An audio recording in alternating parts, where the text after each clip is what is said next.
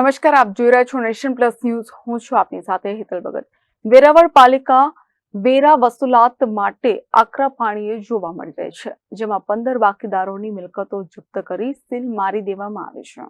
વેરાવળ પાલિકા આકરા પાણીએ જોવા મળી રહી છે, જેમાં 15 બાકીદારોની મિલકતો જપ્ત કરીને સીલ મારી દેવામાં આવી છે. વેરા વસૂલાત માટે સઘન ઝુંબેશ શરૂ કરવામાં આવી છે, જેમાં પાલિકાએ 25 કરોડ બાકી કરવેરાની રકમ વસૂલાત કરવા ઝુંબેશ હાથ ધરી છે, જેમાં 3000 વોરંટ નોટિસો ઇસ્યુ કરતા બાકીદારોમાં ફફડાટ ફેલાયો છે. આ ઝુંબેશ અંતર્ગત એક દિવસમાં 9 દુકાનો, 3 ગોડાઉનો, 2 ઓફિસો અને 1 હોલને સીલ કરવામાં આવે છે. બાકીદારો એક જ દિવસમાં 8 લાખ જેવી કરવેરાની રકમ ભરપાઈ કરી છે.